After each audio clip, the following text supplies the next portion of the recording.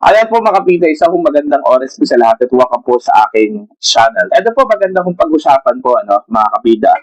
Ito kong positibo kong pahayag po ni Pangulong Ferdinand Bongbong Marcos. Patungkol po mga kapita sa tandem po nila ni Vice President Sara Duterte nung tumakbo po sila bilang unit team mga kapita noong 2022 Si Bongbong Marcos tumakbo bilang Pangulo po ng Pilipinas at si Sara Duterte tumakbo bilang Vice President po ng Republika ng Pilipinas, mga kabida. Okay? Meron pong magandang pahayag po ang Pangulo, mga kabida, patungkol sa kanilang tandem. Okay? Marami kasing nagsasabi po na it was a mistake. Okay? Malaking kamalian daw ni dating Pangulong Ferdinand Marcos na nakipag-tandem po siya kay Sara Duterte po, mga kabida. Okay, noong 2022 presidential elections. Alright? Pero alam niyo kung ano pong sagot ng Pangulo, mga kabida? Sabi po niya, it was not a mistake. It was the right thing to do. Mantakin niyo yan, mga kabida. Alright? Anong ibig sabihin po niya dito? Ito, babasahin ko muna, Ito ang post po ng Batas PH, mga kabida. I think it was the right thing to do. Alright? Ito yung pambungad po, mga kapita ng kanilang post. President Ferdinand Marcos Jr. does not believe it was a mistake to run alongside Vice President Sara Duterte under the Unity Team Alliance during the 2022 elections. Alright? In an interview, Marcos said joining forces with Duterte was the best decision at the time, stressing that they shared the same vision for the government. I don't think it was a mistake to run with Sara Duterte. That was the best thing that we could do. We had the same idea of what needed to be done in government. Ayon. Napakaganda. Positive na positive po yung pahayag po ng Pangulo doon po sa kanilang tandem with Sara Duterte, mga kapida. Ayun, nagtanong, kung it was the best thing to do and it was the right decision, na makipag-tandem po kay Sara Duterte, mga kapida, because they shared the same vision, okay, that needed during that time by the Filipino people, mga kapida. Eh, bakit po sila nagkahiwalay? Bakit po na-disband ito kong unit team, mga kapida? Sino po ang unang kumalas sa kanila? Alright? Yan yung malaking tanong po eh. Kasi, iba't iba yung version eh. Kung sa panig po ni Sara Duterte, ang unang kumalas at nag-traidor ay ito hong si Bongbong Marcos. Alright? Dahil nag-traidor daw dun ho sa kanilang pinag-usapan, mga kabida, hindi daw tumupad. O, kung dito naman po kay Bongbong Marcos, eh, sasabihin po niya mga kabida, na ang una kong kumalas, ito kong si Sara Duterte. Okay? Dahil hindi na raw tumutugma yung kanyang mga galaw sa kanilang pinag-usapan, mga kabida. At napag-desisyonan during the time na tumakbo po sila, bilang mag-tandem po, mga kabida, noong 2022. Okay? Yun yung mahirap po na sagutin, mga kabida. At wala hong mananalo po. Okay, kung sino ang unang pumala sa kanila, mga kabida. Kasi kanya-kanyang version eh. Alright? Kanya-kanyang version po, mga kabida. Walang magpapatalo. Sa totoo lang po eh. Pero tayo po mga Pilipino, we are the witness, okay, sa mga pangyayari po ngayon, mga kabida. Lalong-lalo na po, yung umpisa ho na gulo, ito hong unity team. Saan po nag-umpisa? Saan po nagsimula? Yung kanilang hindi ho pagkakaunawaan po, mga kabida. Alright? Doon po natin matitrace kung sino po ang unang kumalas at sino ho ang nag-traidor doon po sa kanilang pinag-usapan. Kaya sila po ay nag-tandem kasi they shared same vision and same belief, mga kabida, na para sa kapakanan po ng mga Pilipino during that time. Okay? Kung titingnan po natin, kanya-kanyang banat po eh. Okay?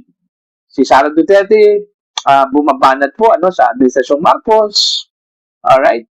Ito pong Marcos ka po mga kabida, although hindi po frequent, si Pangulong Marcos bumabanat po kay Sara Duterte, pero yung kanya hong tagapagsalita po, si Undersecretary Claire Castro po mga kabida, po, ay yun yung suki po, ni Sara Duterte mga kabida. Okay? Almost every day, meron pong banat po, kay VP Sara mga kabida, patungkol ho sa mga kamalian po, ng Vice Presidente, po. So, wala na ho tayong magagawa. Yung sisihan po mga kabida, batuhan po ng putik at pagsisisi po, mga kabida, ay hindi na po yan material sa ngayon because wala na nagkahiwalay na po. Damage has been done. Ang dami na pong mga sinabi po, both camps, mga kabida, po. Alright? And marami hong nagsasabi na hindi na raw ito mapapatch up. Okay? Kasi tagos hanggang buto daw, mga kabida, yung galit sa isa't isa, mga kabida. Dahil ho sa mga pangyayari po. Kung saan po, marami hong nadamay po, mga kabida. Alright? Dito na lang po sa panig po ni Duterte. Yung nangyari ho sa kanyang ama, mga kabida, yung Vice President Sara Duterte, po. Diba? Anong ginawa po kay dating Pangulong Rodrigo Duterte, mga kabida? Diba? Pinatulan po mga kabida yung arrest warrant po ng ICC, ng kasalukuyang administrasyon. Dapat po dito kay Digong, Okay? Kahit na po, alam naman po ng gobyerno po ng Pilipinas na hindi na tayo miyembro po ng ICC, mga kabida, po. Noong pang 2019. Pero pinatulan po nila itong arrest warrant na inilabas po, mga kabida, ng ICC laban po kay dating Pangulong Rodrigo Duterte, Dahil ang kanilang rason ay hindi daw sila pwedeng humindi, dun ho sa pakiusap daw ng Interpol. Kasi meron daw tayong obligasyon, mga kabida, sa Interpol. At hindi daw natin afford yung magiging consequence kung sakali man po ay hindi tayo makikipag-cooperate sa kanila, mga kabida. Ang Interpol kasi, yun yung binigyan po, mga kabida, dun po kinors through ang arrest warrant mula sa International Criminal Court. And since meron po tayong obligasyon po sa Interpol, mga kabida, kailangan po tayong makipag-cooperate sa kanila kung meron po silang request. Kaya yun yung ginawa daw ng gobyerno, sa ilalim po ng Marcos administration. Alright? Pero masakit po yung ginawa po ng Marcos admin, mga kabida. Dahil mantakin nyo, dating presidente po ng Pilipinas, isang Pilipino po, mga kabida. Di ba? Hindi ko kinonsinti. Alright? Sa halip na depensahan po mga kabida, okay? Ipinagkanulo pa, doon ho sa ibang bansa. Kaya ang dami hong bumatikos Alright? Pwede naman daw dito sa Pilipinas, mga kabida, litigation ito hong si Digong, Dahil buhay na buhay ang ating ustisya, Buhay na buhay po ang ating mga korte po, mga kabida, functional. Okay? Pwede lang pong i-turn over po ang isang akusado po, isang Pilipino na meron pong kinaharap na kaso po sa International Criminal Court kung hindi na po kaya ng ating mga korte po dito ng gobyerno ng Pilipinas, na litigation ito kung si dating Pangulong Rodrigo Duterte, mga kabida, dahil po sa kanyang kinaharap na kasong crimes against humanity po, Alright?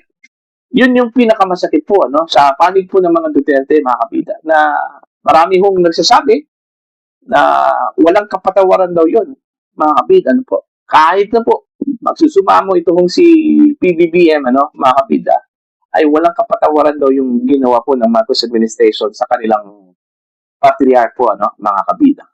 At hindi na po ito maibabalik dito sa Pilipinas. Kahit nasasabihin po mga kabida ng gobyerno na kukunin muli dito kong si Digong at dito ho lilitisin yung kanyang kaso po sa Pilipinas, Dahil ang jurisdiction po mga kabida ay wala na po sa Pilipinas kundi nasa International Criminal Court. Alright? Naibabalik ba dito si Digong, mga kabida? Hindi na. Kaya nga, mahirap po, okay, na ayusin po itong gusot sa pagitan po ng mga Duterte at ng mga Marcoses po, mga kabida. Okay? Yung sinabi po ni Digong against Ferdinand Bongbong Marcos Jr., yung akusasyon po niya mga kabida, laban sa presidente na siya po ay addict, gumagamit ng illegal na droga, mga kabida, napakasakit yun. In fact, damaging po yun sa reputasyon po ng Pangulo. Although, nag-second demotion ho dito, mga kabida, ito kung si Senator Amy Marcos, at ibinulgar po niya yung gawain ng kanyang kapatid po, mga kabida. Okay? Na bumabatak daw ng illegal na droga, ito kung si Bongbong Marcos, pati yung kanyang asawa, mga anak, mga kabida, po. Okay? Pero, since nagmula po ito kay FPRRD, yung pag-akusa po, laban mo sa presidente po ng Pilipinas, po, mga kabida. Sa panig po yan ng mga Marcos, napaka-damaging yan, napakasakit yan, mga kabida. Alright? Although hindi pa po napatunayan, wala pa pong ebidensya po mga kabida po. Okay? Pero, yun na yung aligasyon laban mo kay Bongbong. At ang nagpatindi po sa aligasyon na yon ay yung ibinulgar po ng kanyang kapatid na si Senator Amy Marcos po, mga kabida. So, in short, kahit na po, mayroon pong mag-e-effort po mga kabida na magkabalikan po, itong dalawang pamilya po, mga kabida, na dati ho, magkaalyado po, mga kabida. Diba? Siguro totoo po yung sinabi po ni Bongbong Marcos. During that time, kahit siguro si Sara Duterte, okay, ganun din yung kanya sasabihin po, mga kabida, na hindi po siya nagsisisi na si PBBM ang kanyang katandem during that time kasi it was her best decision to do it, mga kabida. Kasi sino ba yung nag-akala po mga kabida na ganito po yung mangyayari po? Okay? Magkahiwala itong dalawa po, mga kabida, at magkalaban po ng mortal. Okay? Itong dalawa po. Hindi po na-foresee yan eh. Alright? Kasi napakaamo po ni Bongbong Marcos mga kabida. Kung titingnan mo personally, si Bongbong Marcos parang mabait. Okay? Pero sabi po ng ilan, nasa loob daw yung pulo. Mga kabida, po. Alright? So, ayun na po ang humusga dito, mga kabida. Ang sinabi ba ng Pangulo po, na it was the right thing to do. Yung kanyang pakikipagtandi po, mga kabida, kay Sara Duterte, noong 2022. At it was the best decision, okay, he made. Okay? Na si Sara Duterte yung kanyang magiging tandem, magiging vice president po, mga kabida, po. Do you think ganun din yung sasabihin ni Sara Duterte po, mga kabida? Na hindi po siya nagsisisi, hindi po mali, yung kanyang pakikipagtandem po, mga kabida, kay PBBM, alright, noong 2022, and it was her best decision, okay, to do it, mga kabida, po. Please comment down. Sa mga hindi pa po subscribe po sa aking channel, please subscribe. Just click the shortcut button, click the notification bell para updated po kayo mga kabida sa aking mga uploads. Maraming salamat po sa inyo lahat.